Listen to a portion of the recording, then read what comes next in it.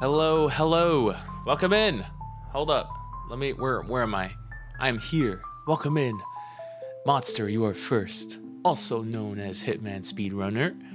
Batman, welcome in. Second. Very close second. I swear I was looking at chat. I just stepped off my computer real quick so I can get some popcorn going. And where are you? I'm here. But yeah, I'm making some popcorn now. For the reacts. There's a couple videos that we're gonna react to today. I know that Tim sent in a quick little video. Typical life in the day in the life of Japanese office workers. So we're gonna watch that. Also, one of my favorite. And what do you mean by dinos? Dino Crisis. So we're gonna play a little bit of Dino Crisis, maybe. I wanna do Dino Crisis, I really do. But there's also Hitman, maybe, because I wanna try out Morrowind. Also, it sounds like my popcorn's done. Oh yeah, we're gonna do reacts. Just drop a video, like only one video though, in the Discord, and I'll go ahead and watch it. You still have time. Still got time. Just drop a video in the Discord, and I can go ahead and watch it. I'm gonna grab my popcorn real quick, so I will be right back. Hold up, just make sure nothing happens to me, okay? Hold up, be right back.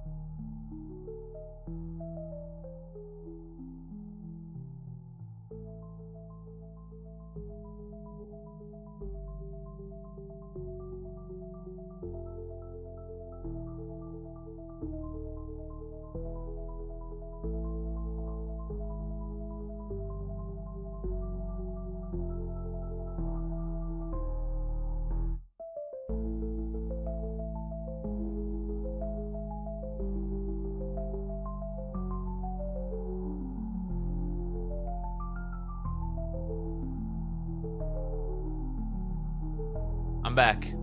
I got my popcorn. Delicious. Yeah, but we got a couple videos to react to. Let me pull this up. So in this video, I'm gonna... Nope. Not yet. I had to pull up this one last video. Where is it?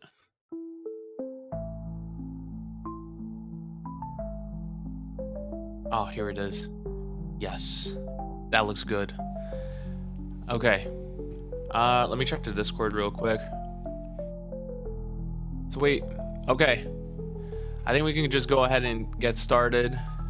Hitman, if you have a video, drop it in the Discord. We'll watch in order. So we'll start off with... let me just click on this one right here real quick. There we go. Sweet. Let's start off with Tim's video. Also, that's a perfect spot to end right here. Or I might hold off on Tim's video real quick because Tim's not here yet. So I don't want to watch the video unless Tim is here. So we're just going to watch the next part here. There's a amazing series out here called, what's it called? Oakburn Opus. It's a analog horror series that I've been watching. Got to get some stuff done on Minecraft. Yeah, I saw the giant room that you posted on the Discord. That's huge. Amazing. Hopefully you can make lots of good stuff in there. But Oakburn Opus is a very, very like obscure analog horror series, and the creator stopped making videos. Like stopped making videos completely, even though the story is amazing. And they just came out with their third video, which is great, part 3. It's a long one, but it's gonna be good. Some would say massive. But let's go ahead and get started. Let me turn off this. There you go. Perfect. Let's watch. Unless you guys want to watch part 1 and part 2. But part 1 and part 2, it's going to be too long. I wish there was a way for me like to turn down the lights. Because like seeing like this is too much. Video has been dropped in Discord. I'll check it out after this video. Also, that's a great video, by the way. I love Tomato. I really do. That's a really good video. I'll make sure to watch it after this one, because I know you're here. I know Tim's not here yet, so... Also, the volume here might be a little bit loud. There we go. Wait, I'm not even sure if you guys can see it. Hold up. What's going on? Okay, you guys should be able to see it. There we go. Let me know if the volume is like way too loud. Also, this is a horror series, so if you get scared easily, please avert your eyes. But this is a very, very creative series. The land remained still, cursed by a tragic silence for over 5 years. This is after the incident in like different parts. So like part 1 and part 2. So part 1 was the incident where everyone disappeared in the town. Old Oakburn, a village hidden between barren mountain and white wood. In the heart, the depths of the lake. They all disappeared in the lake. Yeah, I think. If I remember, it's been a while since I watched the video. A single road connects the village to its neighbor town, Itasovik. After 5 years of neglect and decrepitude, it has become treacherous, overgrown with weeds and twigs, the path barely visible amidst the snow. I am here now. I am home. Today, into those dark depths I must venture and behold my secret, the very root of my curse. Also, theater mode would be pretty cool. Because the video is a little bit small. These waters go much deeper. Oh my god. Oh man. I am pumped. The one thing this creator knows how to do is create like hype. Oh my goodness. Red Diamond presents.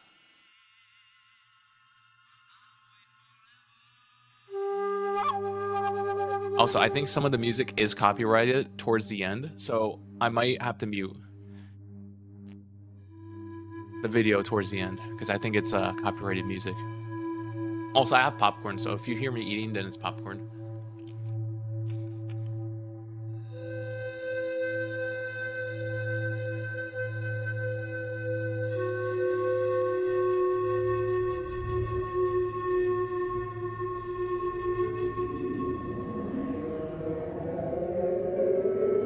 Where are they going to take this, though? That's what I wonder.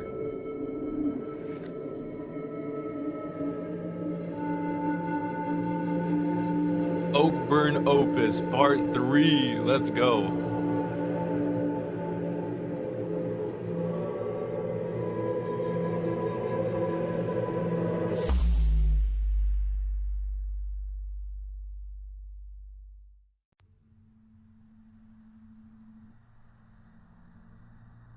Also, what was that just flashed? Hold up. What was that just flashed? Something flashed on the screen, and I have no idea what it was. What is that? Snake? Okay. How long is this video? I think it's about 20 minutes. So there's 17 minutes left. So it'll pass by in a flash, I think. 2002. So a small timeline about the events. Oakburn Opus was in 1997 when the town disappeared. 2003, the main culprit of making a town disappear also enthralled like a police officer, and he committed 2 murders, but he was never caught. So now this feels like it goes right in between 1997 and 2003. So the main character should still be possibly a cop, maybe? Here it is. Yeah, investigation begins. Marfa Astor returns to Itasovik. Okay. So she's a cop. Audio journal. So she is a cop. From the evidence collected from 1997, phenomenon is abstract, frantic, ambiguous, and reveals the arcane nature of this case. Interesting. So she knows it's not of this world. Manuscript findings, diaries, entries, cassette tape depicting the magnum opus, and these samples one notices a strange constant. The flutist.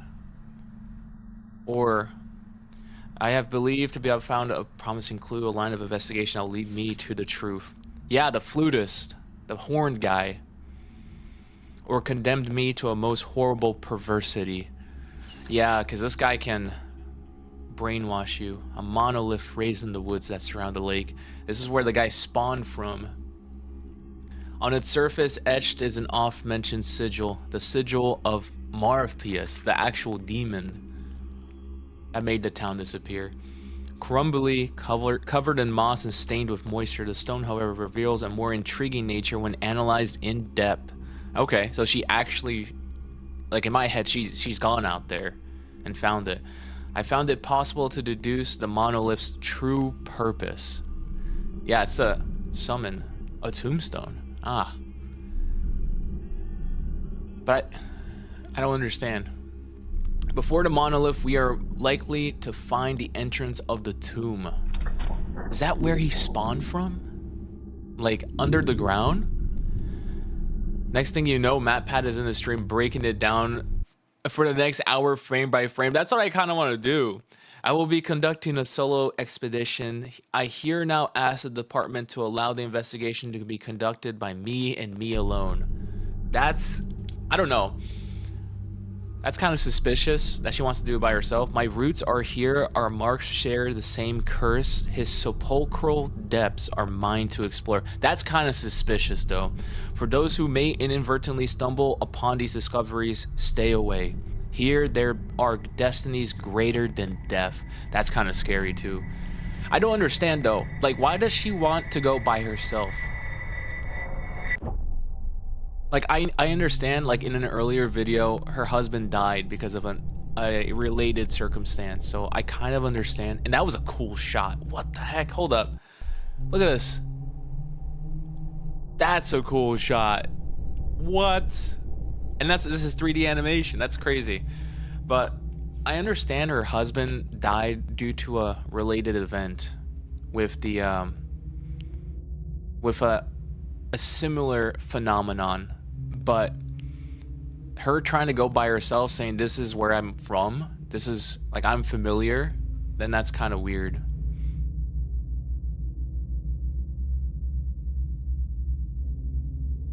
Dude, I'm not even eating my popcorn. I'm just reading. This is insane.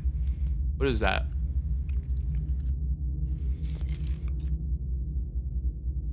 Is that a trap door? No way, right? That was another snake. Segment 1, Necropolis. So it is a crypt. Because Necropolis is like a crypt. Tomb's entrance, vertical descent into darkness. A pit that reached into the depths of the earth. A horrible smell, putrid, rotten miasma of rest to the surface. Okay, it is a tomb. I pressed forward and began the descent. Yeah, it is a tomb. That's another cool shot. You saw the birds flying by. I don't like how it closes though. You should have just kept that open. For the light, at least. Please. For the rest of us.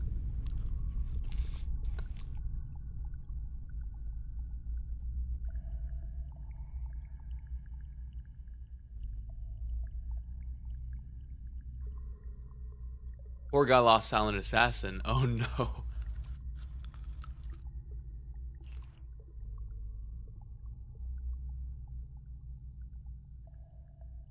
It's so dark.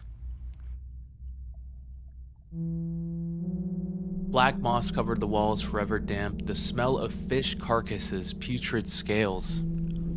I mean, it is pretty close to the lake, so that kind of makes sense.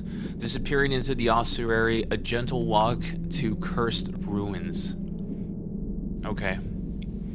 Because they're right next to a lake where, in part 1, everyone disappeared to meet what roamed the ancient grounds. Which, it has to be Morpheus, the actual demon. Over sigils burned in proximity. Yeah, his sigils.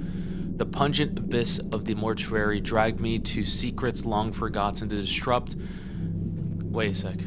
To disrupt knowledge better left unseen, a terrible familiarity, repressed memories of times of wrath afflicted me in short flashes. A familiarity. And she's been here before. Maybe. I don't know. The terrible burden this obsession being dragged to things occult. Ethan, her husband, was this how you felt? Yeah, because he was obsessed with this other video here. Looking at this text kind of tells me some of it's being censored because of the huge spaces. I think so as well. There's big spaces in between. And from my understanding too, before they show what this thing is, from my understanding too, they recovered her audio logs and her writing after the fact. So this very may well be censored. So that may be the truth.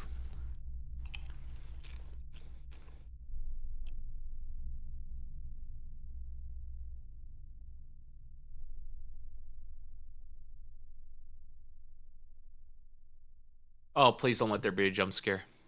Behold my necropolis. Oh, he's here. It's him. The demon itself is here. Censored for what purpose, though? I think there's certain powers that be that try to obscure the knowledge of what's going on. Because there was an earlier video. So there's two videos before the whole Oakburn trilogy. That the first one was a city being afflicted by circles, and people would disappear, and the town would disappear for anyone that stayed behind during the events. But then anyone that tried to seek the truth of the circles would fall into a trap by this demon. So you had to just go back to the town and not ask questions. Don't try to find out the truth. Don't try and figure out anything, or else you'll be forever taken away, essentially. So I think that's why it's being censored. So now this lady, Marfa, is looking out for answers because her husband disappeared in the circles incident. Yeah, it's pretty crazy. It's insane how this guy doesn't have more views. The whole story is insane. I know, if you try to look for the truth, it's Jover. And that's the sigil, which I think that's a book.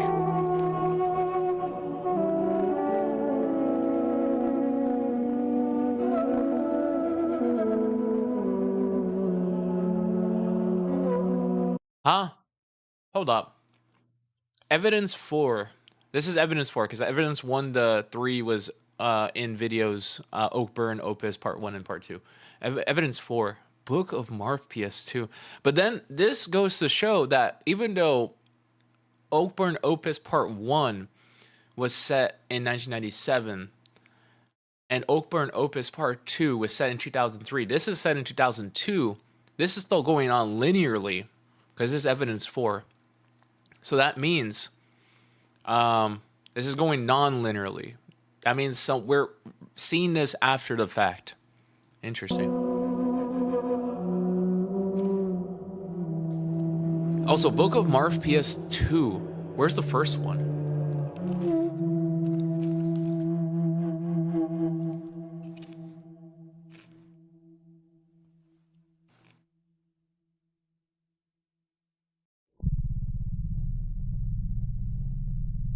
Hey, this is a book. That's the lake, I'm assuming. Oh, jeez. Wait, what did that say? What did that say? Oh, here it is. Long after the wrathful times when the serpent's tongue no longer hissed, the drowned artist Morpheus rises. This is a demon. Yeah. It's coming out of the lake.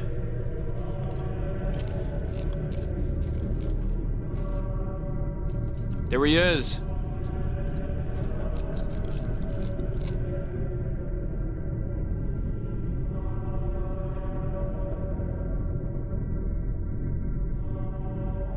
Risen from the pungent waters, carrying the darkness of those eldritch depths, tenebrae alterne. What is that? Can Bybot translate this? I'm gonna type it into chat.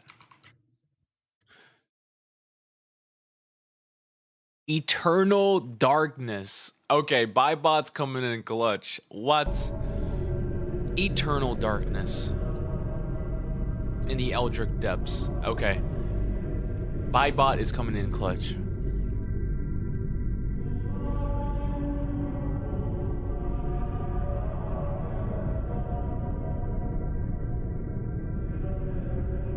A burning ember boils within the dark fire, maligni, servant to a certain viper's sin.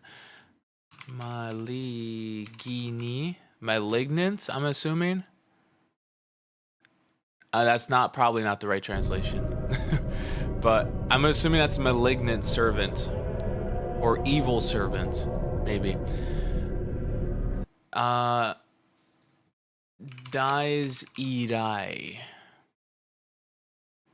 Day of anger. Day of anger, a trade, a price was paid. His kin spared from the gloom of the lake, and now his flesh in torment lay. I don't understand. Snake. I'm assuming that's another snake. I can't see it though. Rise, a call from the beyond the veil. Roaming the last ring, face the fire. Oh, it means evil. Okay, evil servants. And then there's also Pekatum. Your sin. Face the fire, your sin, his wail. Okay. This is something else. Marv-Pies descended the mountain's height, forever white and glamorous, seeking the land of light. This doesn't make any sense though, because Marv-Pies is supposed to be like bad. He's not supposed to be like glamorous. Also means day of wrath. Okay, that makes more sense than day of anger.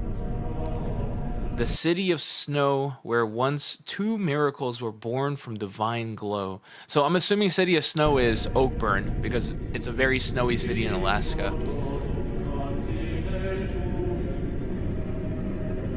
The people of the city at the florid orange sunrise were soon to regret their pity. And this kind of makes sense. I think this is alluding to the 1997 incident where the people of the city at the florid orange sunrise were soon to regret their pity, because when Marv-Pies descended on the town, people took pity on him, thinking that he was just lost in the wilderness, and took him in. And when they took him in, they ended up getting killed. All of them. Every single person in town. Also, I don't like this music. Music's quite loud. For the wind hid fangs, and the maw of the drowned city opened under his arcane chance. Yeah, this is the incident. This is when everyone in town disappeared. Or got spirited away and taken away.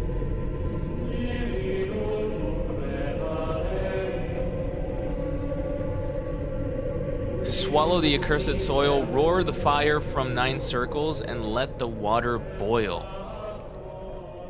Okay. 9 circles. And he will drown them ad tenebris. What is ad tenebris? Ad tenebris. Into the dark. He will drown them into the dark, into the drowned city, the gloom of the lake, the forever breathing necropolis. So yeah, he drowned all of them. I think it was like 1,000+ people died that day. Segment 2, Reunion. Reunion?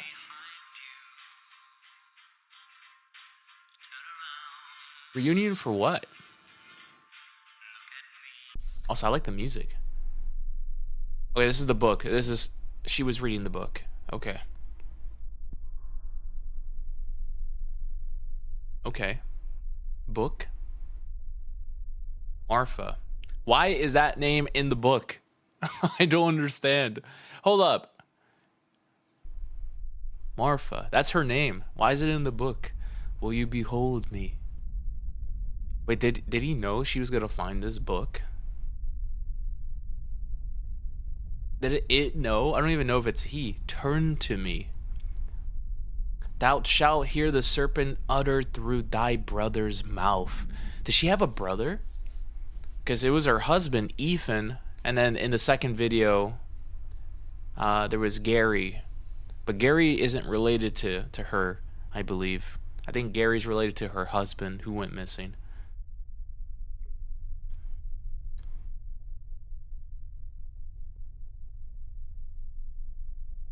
Eat popcorn.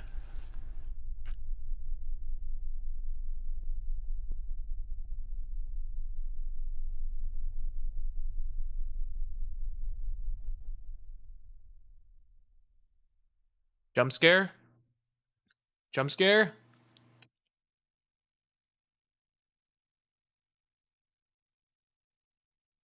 What is that?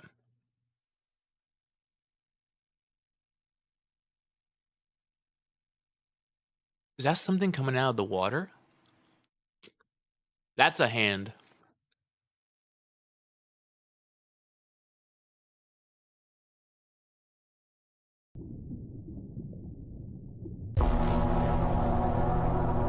What is that thing?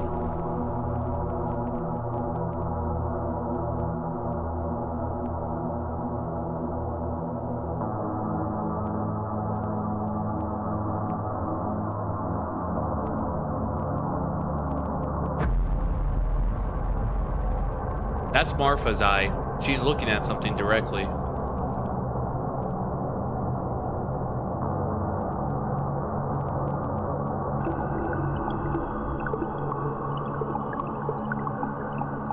Fish?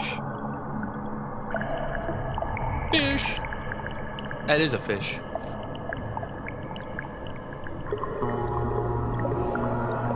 No, that is a man. That is a man fish. What the heck? Who is that?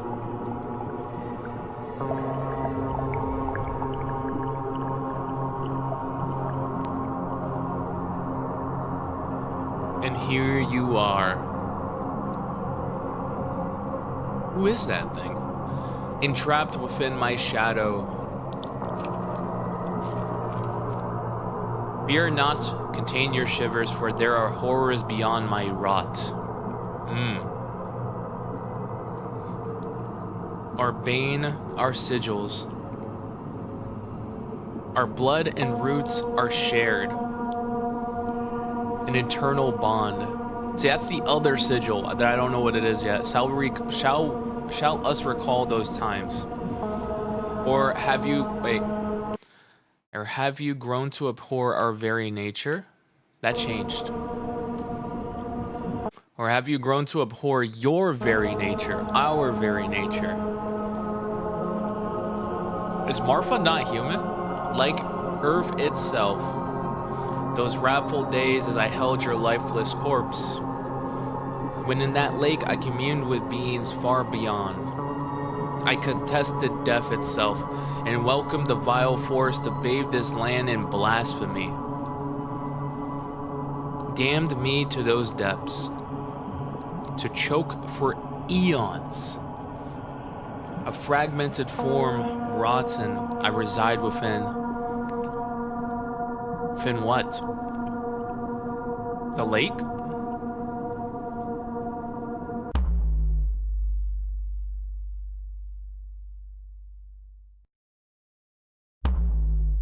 Snake? In my dead throat shall cast upon this earth the fires of 9 circles, to the land that plunged me into darkest pits, to blazing marble, to the drowned city so below, and those who skinned the lungs of mine will scream into the void, for eons far beyond. The name of that beast, which it has to be Morpheus, right? The beast that sung, it has to be him, or it. Is it? It is, yeah. Morpheus. And this is the same screaming that the town recorded.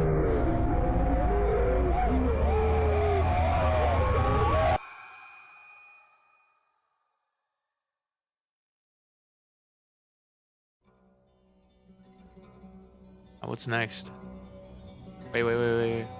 Wait. I saw Marfa's name. Marfa Ludolf, 1852. Matthias Ludolf, 1852 to 1897. Oakburn Dies Irae, 1897. Dies Irae means Day of Wrath. Oakburn Day of Wrath, 1897. Seeing this though, Marfa's old. This is 2002. She can't be like 170 years old. Am I bad at math? No, 150 years old. Doesn't make any sense. And this is her brother, I'm assuming, born same year but died. And he has the same sigil that Morpheus has. Also, I think this is copyrighted music. Okay, this is Marfa's. Special Agent Marfa Astor, Etosovic Police Department. So confirms that she's police. This is his sigil, and he's one with the flute. That makes sense. Also, I think this might be copyrighted music. It is copyrighted music. Okay. Marfa Astor's findings were recovered in mid-2010 and remain classified until 2024. The material shows a direct connection between the detective and old Oakburn's flutist. Yeah. While also creating doubt on Astor's true identity. I mean, according to this, she's a lot older than she either knows or claims. Oh, is that it? Is there no more? Nope. Yeah, part 3. What did the comments say? Hold up. Yeah, I can't keep playing the music or else I will get copyright struck. What does the comment say? I'm writing this comment before I watch the video. Thanks for releasing part 3. Most impressive horror series I've ever seen. My working theory. Oh, here it is. Okay, the people smarter than I am. My working theory for this is that Marfa has been alive for a lot longer but had died at one point. Morpheus is telling her that he called out her name and brought her back, which would most likely explain why he communicates with the flute. I theorize about the triangle of 9 circles belonging to an opposite sigil to Morpheus with the circles and 9 triangles. If my assumption is correct, Matthias, her brother, is Morpheus and came back after 100 years seeking Marfa, wanting to join him in the drowned city below the lake. The Latin at the end, Dies Irae, is a hymn sung for the dead. Matthias has a death date of 1897 and Marfa does not have a death date. That kind of makes sense, I think. That's actually insane. Alright, next video. We're gonna watch your video, Hitman, Monster, or Modster. Let me pull it up real quick. Copy link. There we go. And then paste link. There we go. Hopefully there's no copyrighted music here.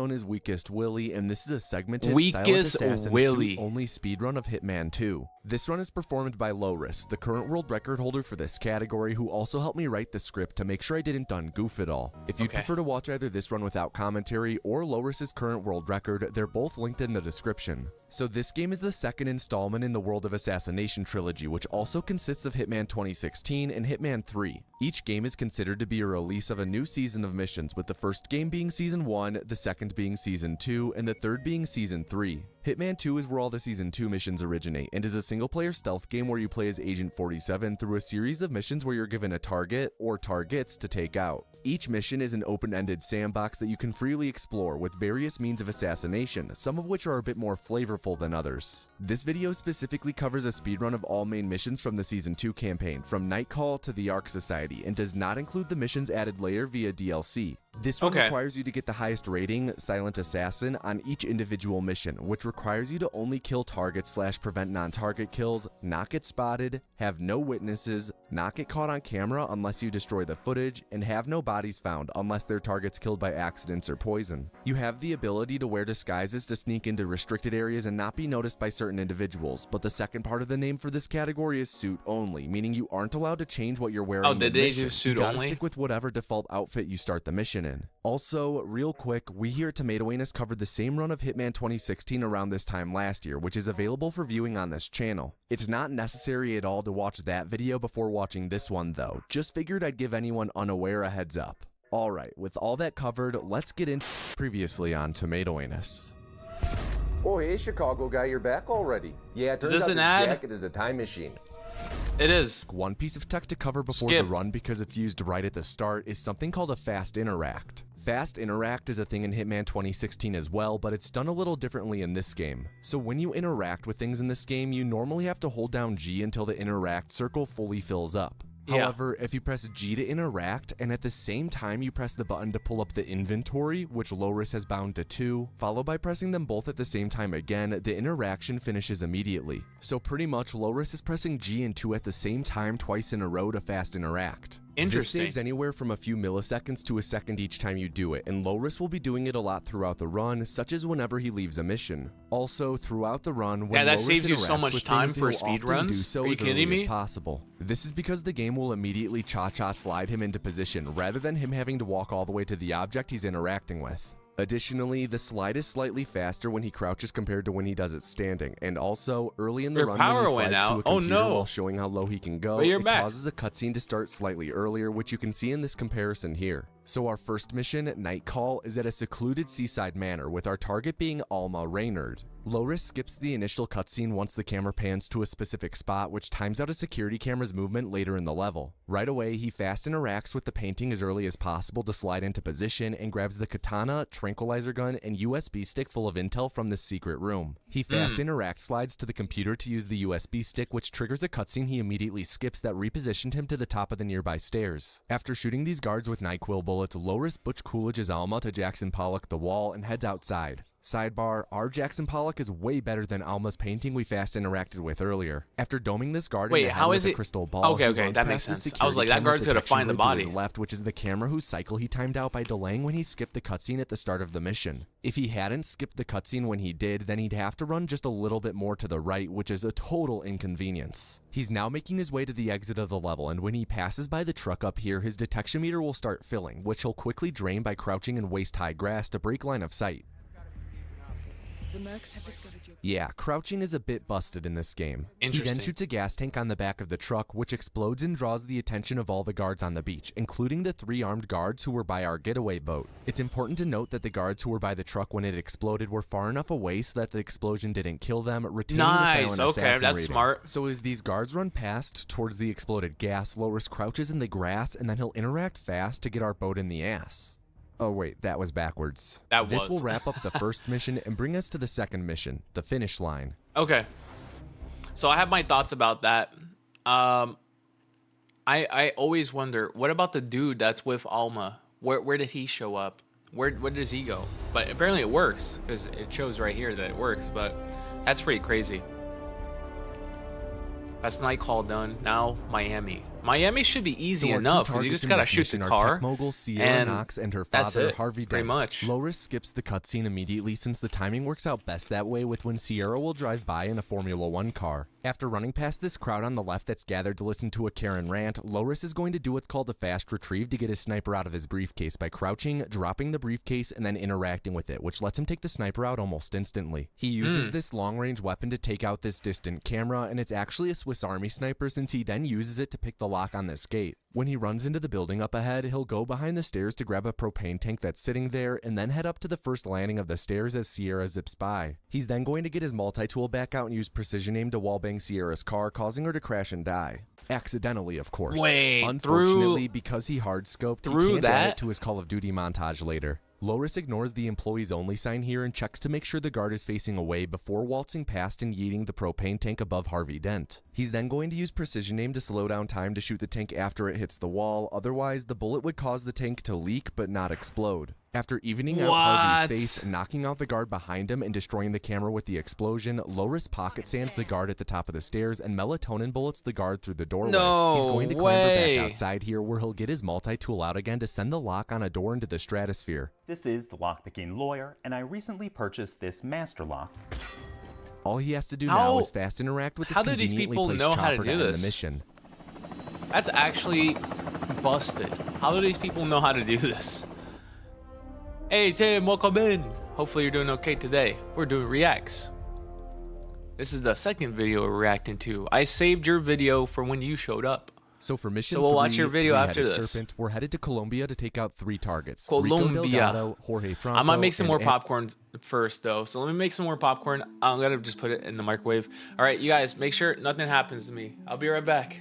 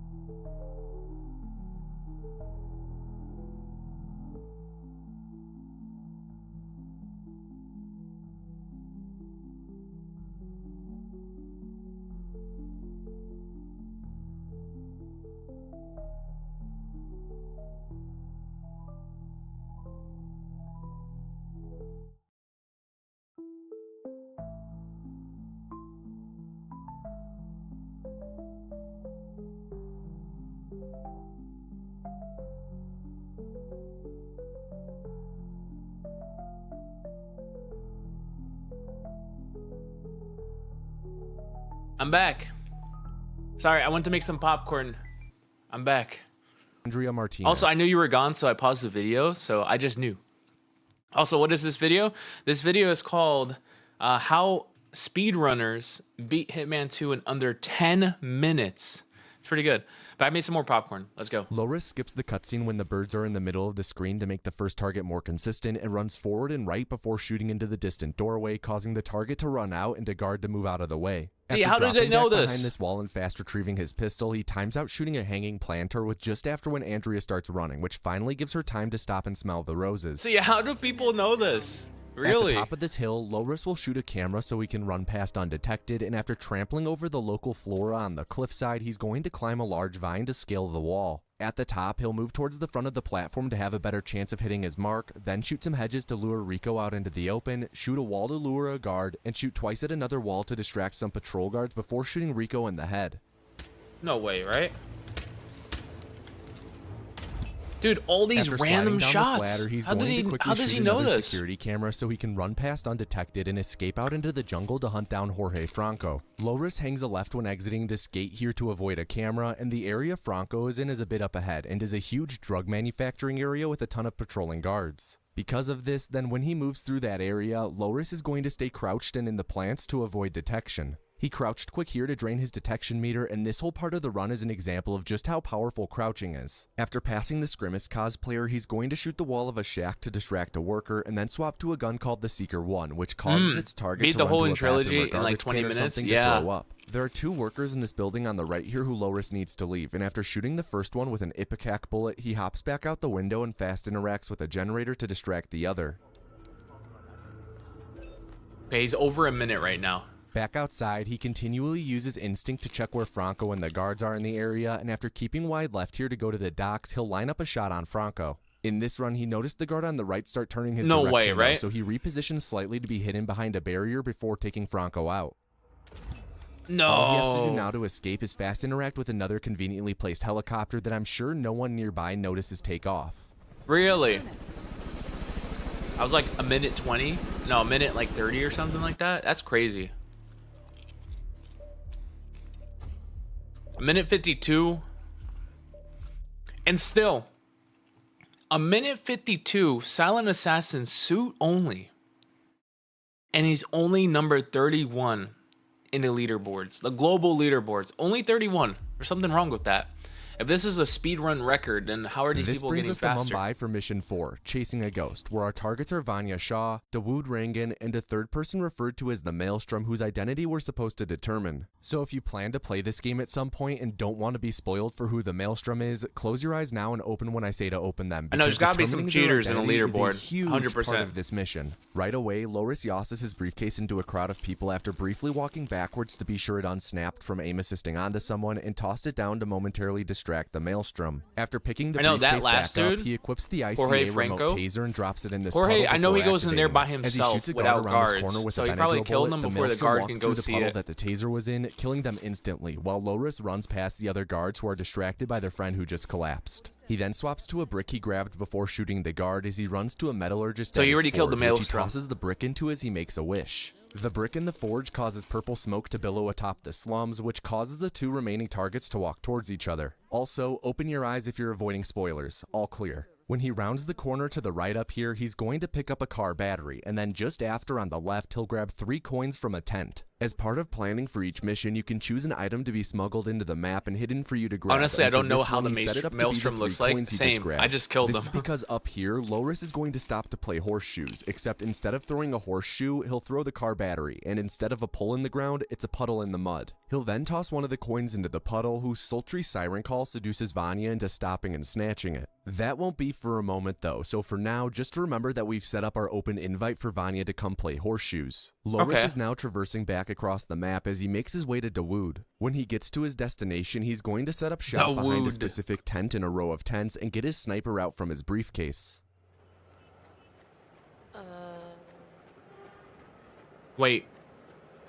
Is he just gonna sniper? Just snipe Dawood? No way, right?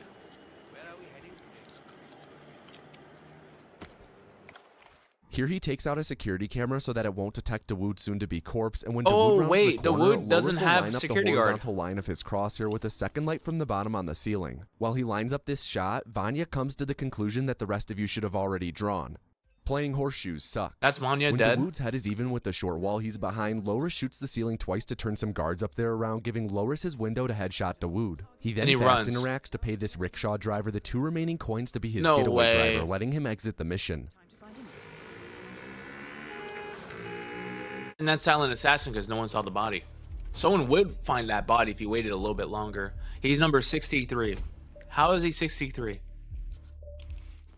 This brings us to mission 5, Another Life, which takes one of my place favorite in missions in Hitman. Creek, How does he ruin Our this? targets for this mission How does he are ruin Nolan it for me? Cassidy and my cousin Jay, who, fun fact, is playing Hector Salamanca in the upcoming Better Call Saul sequel, Breaking Bad. In addition to taking out the targets, we have to find 3 clues to figure out what Hector's up to. For this mission, Loris is going to let around 3/4 of the cutscene play out so that all the NPCs and everything are in the perfect places. So while he does that, I'd just like to say I hope you're all doing well. If you're not, then I'd just like to remind you that no feeling is final. I cannot stress this enough, but no matter how hopeless things may seem, I assure you they are not, and whatever is going on cannot take away from you the fact that there is a tomorrow. Yeah. There are brighter days ahead, and those dark feelings and thoughts do not define who you are or will be.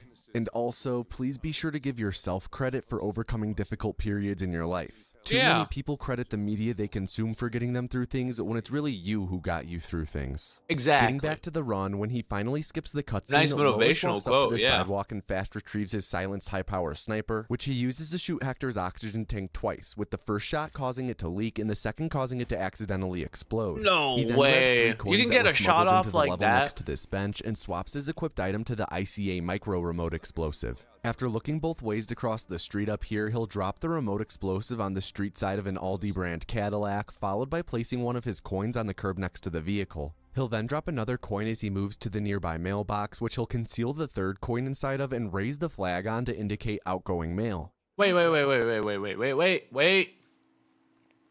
Is a car blowing up like that an accident kill? I refuse to believe it.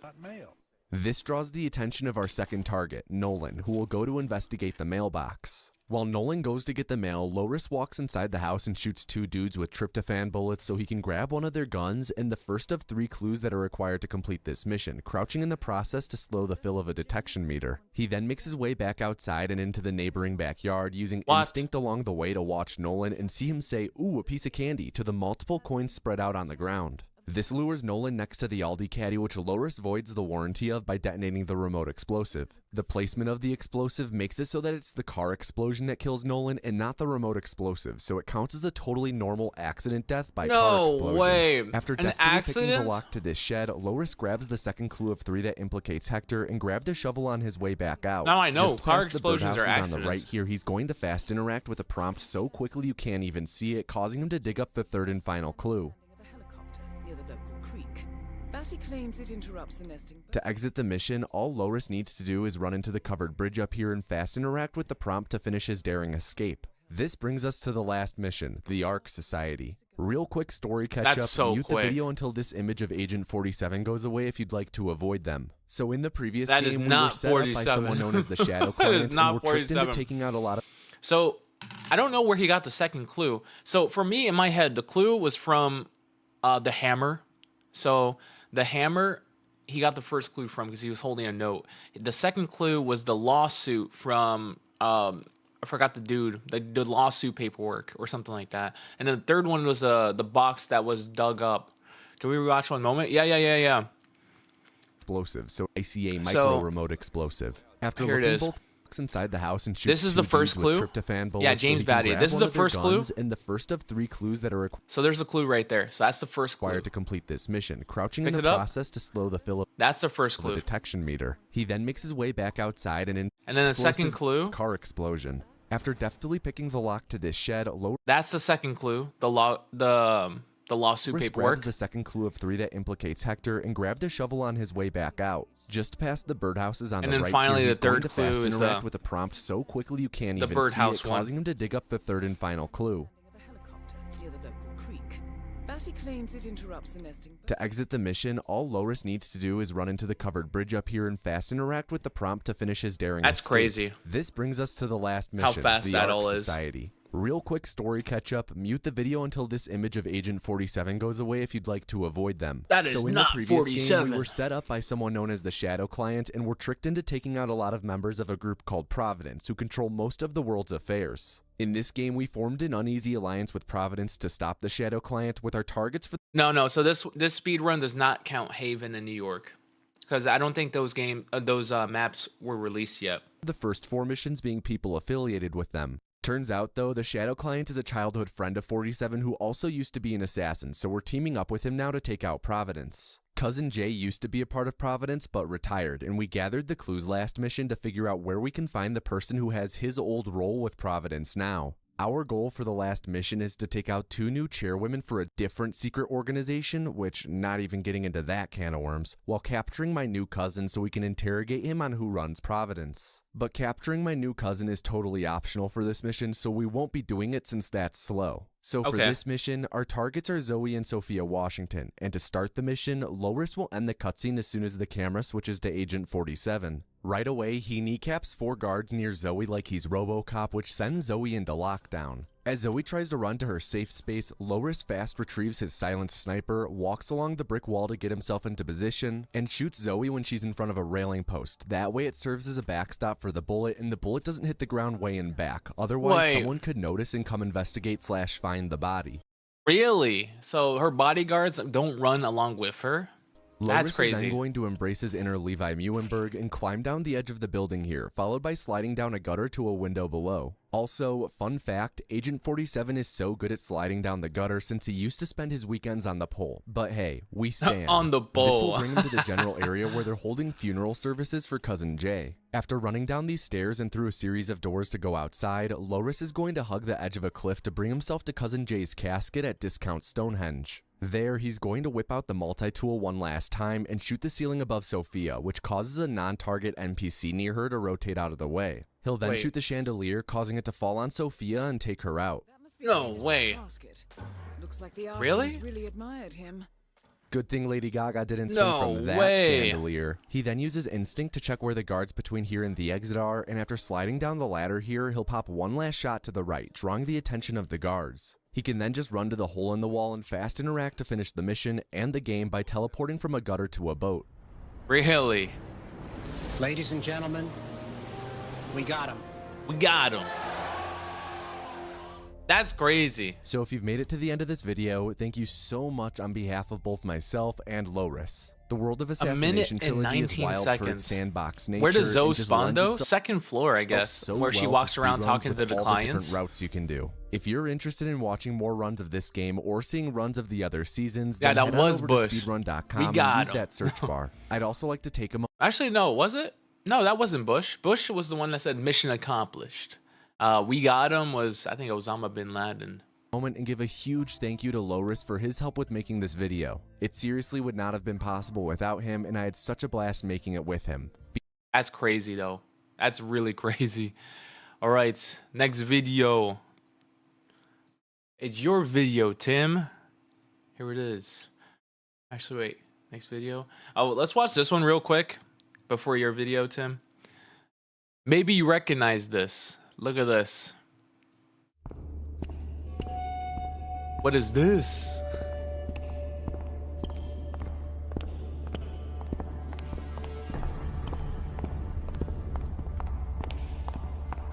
Yeah, no, not Platform 8, Deguchi 8, Exit 8.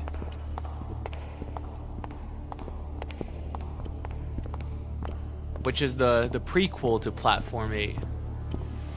Or canonically, it's the sequel, because you leave the train and then you're on the platform now. And now you're trying to leave. And this is insane, because they looked at the game. They looked at the game and they were like, we gotta make a live action version. So there's a live action version coming. Oh, that's so cool. Yeah, this popped up on my feed like today. a live action version of the video game.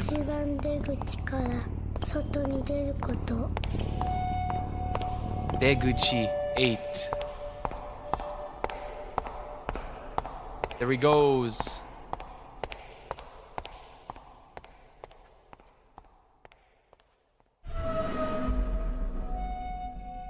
Oh, that's so cool. Enter the loop. In theaters only. I have to watch it. It looks so good. I have to watch it. All right. What station is this? I think it's all CG. Because they basically got it like 1-to-1. I think it's going to be like a movie. Yeah, like an actual movie. That's going to be so cool. All right, let's watch this. So in this video, I'm going to show you guys what it's like to work in a Japanese office. Okay. Day in the life of a Japanese office worker. Is it just pain and suffering? 6:30 in the morning. Already too early. You hit the snooze. Nope. Hit snooze. Fall asleep. This is Emi, oversleep. A 24-year-old Japanese woman working in Tokyo, and she's just waking up. Oh, I see the Tokyo Disneyland sweater. This is her morning routine. She doesn't take a shower to get ready for work, as some may assume. Like many Japanese, she prefers taking a bath in the evening before she goes to bed and sleep.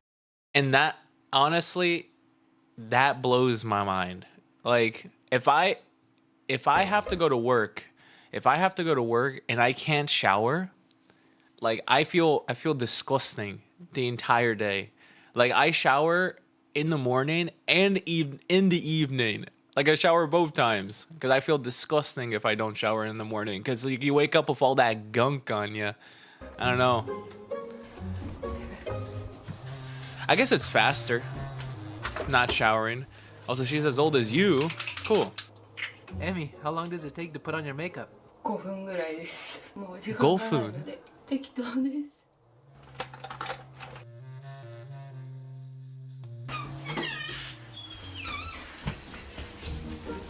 I only shower in the evening. Yeah, 5 minutes. And now she's making breakfast real quick. That's a good breakfast. What? Nice spread. But who made breakfast for you? いつもいっぱい教えてくれるんですけど、全然食べれません。もう時間がないです。I'm always running out of time. That's pretty good. Yeah, she looks good for only 5-minute makeup. It's okay though. She's trying to be on time. In fact, many Japanese just grab a small breakfast like an onigiri from the convenience store on their way to work. Yeah, I don't blame that. That's so pretty if you good. didn't notice already, Emi still lives with her family, which is a fairly common thing in Japan, even after graduating from university.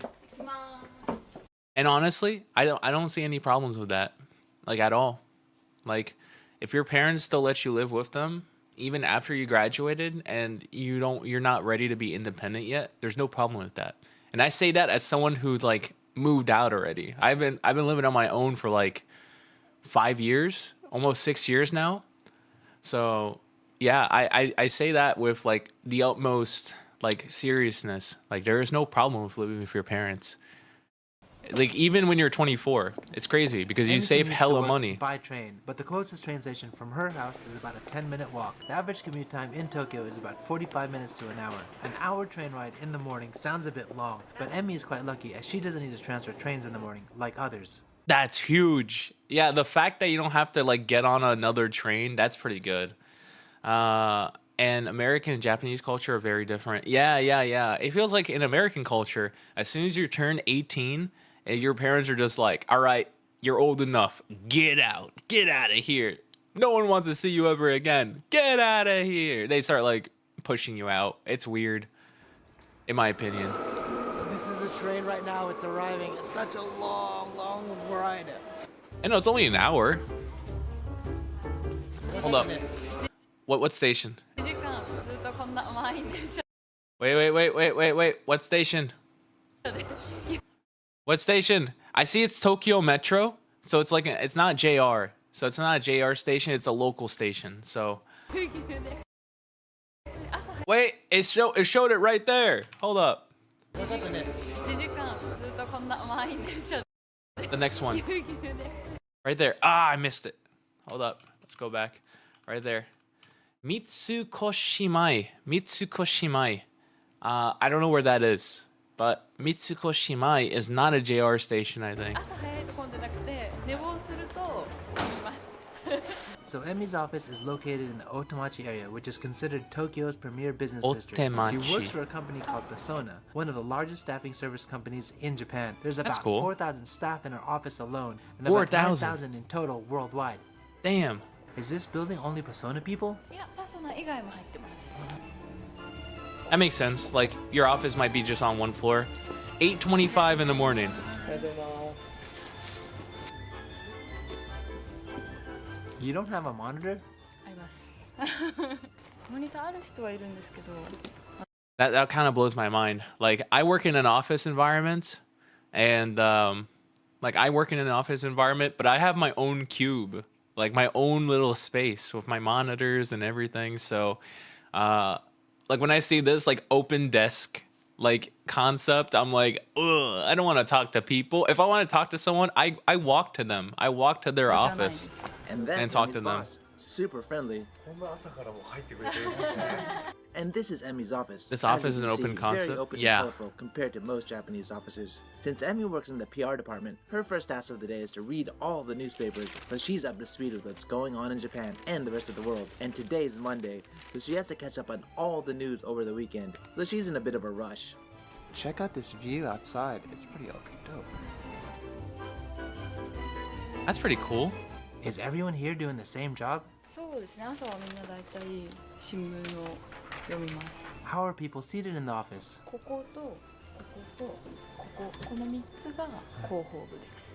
So check okay. this out. This happens often in Japanese offices. This lady is passing out souvenir sweets from her vacation. It's called Oh, omiyage. yeah, omiyage. Nice. That's in really Japanese. nice. I mean, yeah, it's customary in Japan to bring something back from your vacation for people in the office. When I went out with my friend, last time I went out in Japan, he was buying hella omiyage for his like work friends, his coworkers. And I was like, do you really have to do that? He was like, yeah, I do. It's kind of expected of me. So that kind of makes sense. To bring something back from your vacation for people in the office. It's kind of a way to show gratitude to others for letting you take a break from work and for them covering you while you're away. Oh, What? What? I mean, I don't believe in that, honestly. Like, when you use your vacation, you shouldn't feel bad. Like, it's your right to take vacation. It's not a privilege. It's your right to get vacation. Also, I just got done sorting out some stuff in the chest, and I'm back. Welcome back. and there's another person doing it. In my Another person 15+ handing out years in Japan, omiyage. I've never seen anyone forget to do this. So one thing I'm really noticing is just how quiet this office is. There's not a lot of loud voices, which I guess when working in a workspace like this where it's all open, it's very, very helpful. Literally. No, that blows my mind too. I can't work without some kind of background noise. Like, I don't listen to music, but the people around me, they make a lot of noise. This is Paulo, also Japanese. Oh, cool. It's like actually fairly respectable. Not a lot of people are like talking or gabbing. You can actually get work done here because like no one's too loud. People actually don't wear headphones, and in my previous office I used to wear headphones, but that was probably just me. But I actually noticed something interesting. I don't know if it's something worldwide. There was a desk with a little humidifier on it. Is that something that's just Japan, or does the rest of the world wear? I mean, that depends. Humidifiers, I don't see them at my workplace. I've never seen it in any of the workplaces I've ever worked at. And, but I do see some people, like, I talk to some people who say, yeah, we have humidifiers at work. And I'm like, I don't understand the point. Have humidifiers on their desk because the air is too dry. So what I'm showing you right now is the company's morning assembly meeting. In Japanese, it's called chore, and it takes place Chore. every morning. I'm kind of surprised that Emi's company still does this, being as progressive as they are, as Really? you see this more commonly practiced in old traditional Japanese companies. Workplace should have humidifiers, especially in the winter. You see, I live somewhere where there isn't really a winter. So I guess that kind of makes sense because, oh, man. Yeah, everywhere where I worked, I've worked in, like, without doxing myself, I worked in California. I won't say where. And I've worked in Florida. And I won't say where. But I've also worked in, like, really, really cold areas. Without saying where. To the point where, like, the average temperature year round was below freezing, like in the 20s Fahrenheit. So, like, -10 Celsius is the average, but I've gotten it down to like -65 where I've worked. Have you ever been to a poorly ventilated office where it smells like someone's armpit? No, absolutely not. I got my power back. Yay, congratulations. But yeah, I've never seen a humidifier. Even in my last workplace where I worked, where it was like -65 outside, I've never had a humidifier. And we had heaters running all the time just to make sure we don't freeze to death. But basically, that's crazy. Meeting, they share important company news from different departments. I suppose it's equivalent to today's company email newsletter blast. Then, which after I don't the get. company-wide meeting finishes, each department gets together and they do the same thing. Okay, since Emmy's busy with her work, let's play Curious George and explore the office a bit. So let's just go down here and see what they have. So you can see this is the pantry area. Pantry? Hot water? So she fills all the water heating pots up in the morning. It's then later used to make tea, which is served during client meetings throughout the day. That's nice. So this is quite interesting because this is one of the executive offices. Maybe next time, Hitman, because we're gonna play some Dino Crisis after this video, because we've been streaming for like an hour already. There's no wall here. It's an open space, so just like this entire office. Oh, blank birthday cards? The CEO has a whole stack of blank birthday cards to give out to people? Has a whole stack of blank birthday cards to give out to people. What he uses it for is like he knows a lot of people apparently, and when he remembers their birthday, he just grabs a card he likes here and then writes out the birthday card and sends it. But I'm really liking his style. It's pretty dope. Emmy, where are you going? I don't know. I feel like if I'm working and I have a CEO coming to me, I'm just like, no, man, please don't interact with me. I'm terrified of you. I don't know. Quick workout and then come back?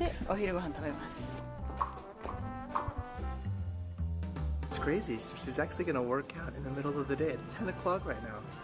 It's quite progressive in my opinion that a company allows employees to work out during the day, let alone having a full gym built inside of the office. That's actually crazy too. You're already a CEO. Just leave me alone. Exactly. Just leave me alone. I'm already a CEO. Also, heaters are nice. Humidifiers prevent internal problems such as breathing struggles and nosebleeds. Yeah.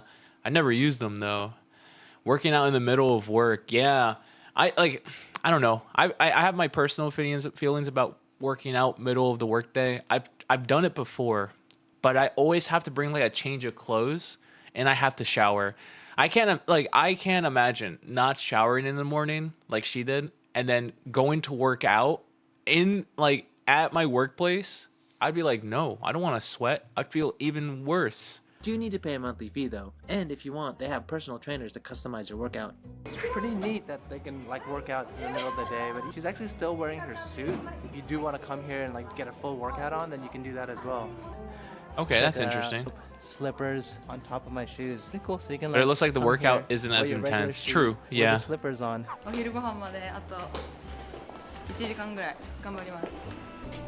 hour Emmy, before you have lunch. An hour until lunch break. What are you working on now?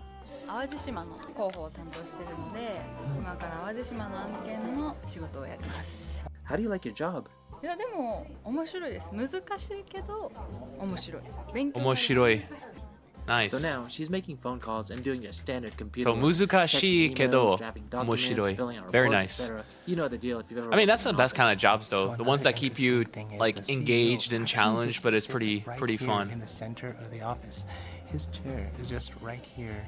I think it's pretty impressive that he just sits right around everyone. And the CEO sits here. That's I'd be on pins and needles, man. Just, like, talk to him. That's terrifying. What do you guys prefer? Do you guys prefer having like blocked off cubicles? Blocked off. Do you like this open office style? Blocked off. He does have the nicest seat in the office. He does, yeah. That's one difference. So I'm in their seminar room right now. Emmy's downstairs. I hate his sweater. I hate his sweater. Tokyo. I hate his sweater. I despise it. I heard there might Burn be a the sweater. On the 3rd floor, so let's go check it out. Konbini? Is it a good konbini? Because there's only one good konbini. I mean, all the konbinis in Japan are pretty good, but there's only one real good one. One real good one. And it's not the good one. Unbelievable. Lawson. It's a proper konbini. I mean, Lawson's not bad, but like I prefer Family Mart. I prefer Family Mart. I really do. Lawson's not bad though. Lawson's like a close second. With 7, I don't know. I feel like 7's in his own tier, and then Lawson's like a second, and then Family Mart's above Lawson, and then there's Mini Stop or Miniso and stuff like other convenies like that. And like, CEO's in the center. Why? I don't like his sweater. It has a toe on it. Drinks. It has like bakery stuff. Even has some bentos. All the onigiris you would. Oh wait. Do they have my favorite? Yeah, it's right here. Salmon. I love this. Oh my goodness, they have my favorite. See, I would grab like 2 of these, like here on the top row. It's kind of and that'd be my breakfast for like Here's a quick peek when I was in the Japan. Boys' room. Not much different than the rest of the world. Oh wait, maybe except the sound button built into the bidet. It's helped to mask noises when using the toilet. Never really heard anyone use it in the men's office toilet, but apparently it's almost always used in the women's toilet. I guess women are more embarrassed to let others hear their, noises? Oh, I heard about this. This is a global salon. Let's go Global inside and check it out. salon? Oh wow, it's nice to see the employees working on their English skills. And so apparently they even have this open space here for everyone to use, which is nice. Look, man, Emmy has a sweet office. That's pretty cool. Let me just walk around by myself this whole entire time. Noon. Finally, lunchtime. She's asking coworkers if they want to go to lunch together. You probably don't notice, but she's using keigo, which is a polite form of Japanese. So I'm guessing that Emmy's talking to her coworkers that are more senior than her, called senpai, which makes her the kohai, and it's probably one of the more difficult things to master for a non-Japanese working in a Japanese office. I mean, it's not that hard. Like, people say it's difficult. The thing is, like, if someone's more senior than you, you address them as more senior. There's no second guessing about it. There's none. There's zero. It should be automatic. It should click in your head. It isn't that hard. Exactly. I see people go like, oh, I don't know how to talk to them. It's like, are they older than you? Are they more senior than you in the company? If so, use this. Use keigo. Are they not? Are they your kohai? Then you can use something different. Yeah, it's not that hard. It's not. Oh, in Japan, it's not only polite to hold the open elevator button for everyone to get out, but sometimes people will go back and forth on who'll hold the elevator open, as it's another way to earn those office respect points. I've never heard of that in my life. I've never heard of that in my life. You just hold the elevator button. Whoever's closest to the button, just hold it.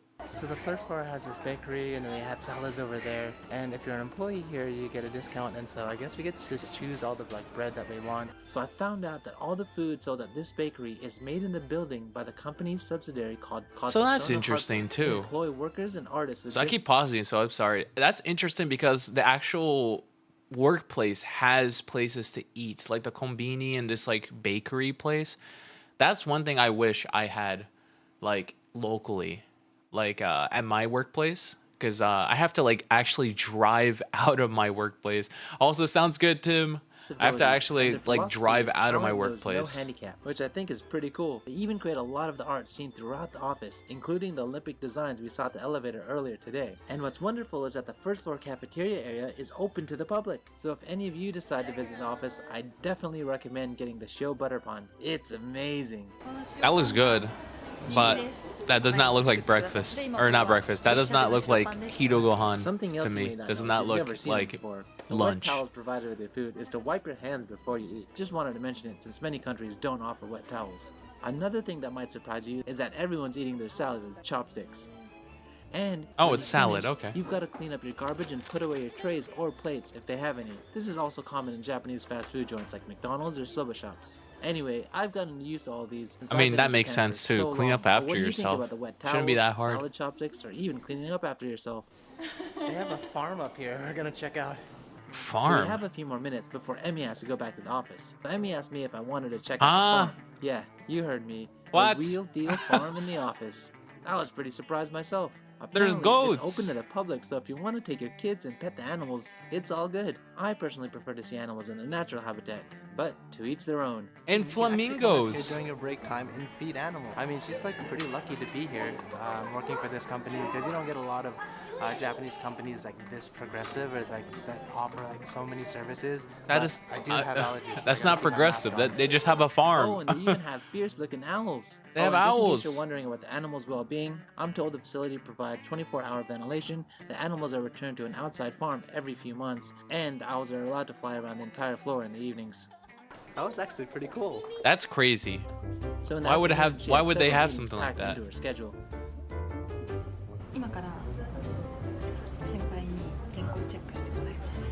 Okay. She has a health check? Oh, Genko. So there's a difference between Genko and Kenko. Genko check, not health check. Ah, okay. So basically, her senpai reviews the document she made and provides feedback to finalize it.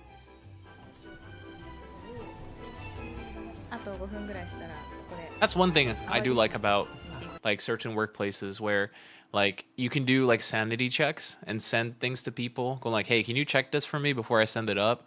Like my workplace, we're kind of self-sufficient in that aspect. So like if we have to do a sanity check, you're on your own. Like you have to make sure you're good, unless you're really like close to like another one of your coworkers who doesn't mind checking your stuff. But then they have their stuff that they have to worry about, so it gets kind of rough. But it's nice that they have something like that. A Genko check. 4:30 p.m. is an island in the southwestern part of Japan. Emmy's currently working on a project there, so she has regular video conferences with that office. 5:52 right now, it's not even 6 and people are already starting to head out. I mean, if you look around, there's still people that are working, obviously, but I think we're heading out now. At 6? I think that's the one thing I don't like very much about most companies. For my job, I show up there at like 8:30, around the same time as her, and then I'm out by like 2 or 3. Like as long as I get all my work done and I don't have any other responsibilities for that day, like I just go to my boss and I go like, "Hey man, I'm getting out of here." He's like, "All right, have fun. See you tomorrow." And then I leave. Like I straight up leave at like 1 or 2 p.m. It's crazy. Like sometimes if I have absolutely nothing to do, like I leave at lunch and I don't come back. So 6 p.m. would be a long day for me. Like if I had to stay till 6, that's insane. But I guess that's the norm everywhere else. So you work from like 9 to 5 or 6. Japanese companies, it would have been death to leave the office before your superiors. In fact, I have several friends working in those type of offices, and they're always working late. Seems like Emmy's office is way more flexible and let you leave when you finish your work for the day. Makes sense, right? Yeah, it makes sense. Apparently, the restaurant in the basement floor is free for employees. That's amazing, isn't it? And you guys know I love free. I don't think the beer is free though. So all 4 women work at the same company, but 2 of them work in sales on a completely different floor.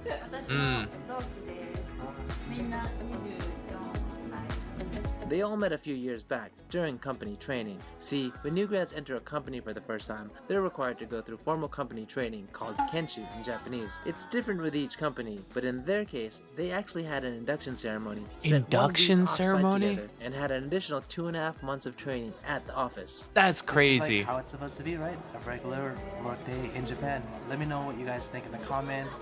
If you thought there's anything that like stood out to you. That's crazy though. An induction ceremony? When I started my job, they were just like, hey, welcome in, and we'll get you trained up, and you're done. There's no ceremony. You're trained up, get to work. And I'm like, oh, okay. I guess I'm very flexible. But I'm very lucky though with my job, because like my work times are very flexible. It's a very fulfilling workplace, I guess I could say.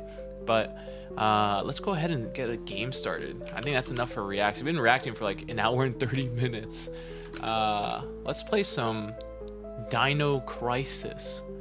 Here we go, Dino Crisis. Let's get the game started. Was I playing on mouse and keyboard or controller? I don't remember. I think I was doing controller. Yeah, it was controller because I was using a D-pad. Okay. Pause this. Also, my stream stopped. Oh, I see. Okay, because I was watching someone else's video. My stream stopped. Stream unavailable. Stream suspended for policy violations. I might have to restart my YouTube. Okay, let's start this up after I make sure that YouTube stream is back up. There we go. Do that there. Sweet. Stream was interrupted. That's fine. Live. Close all of these.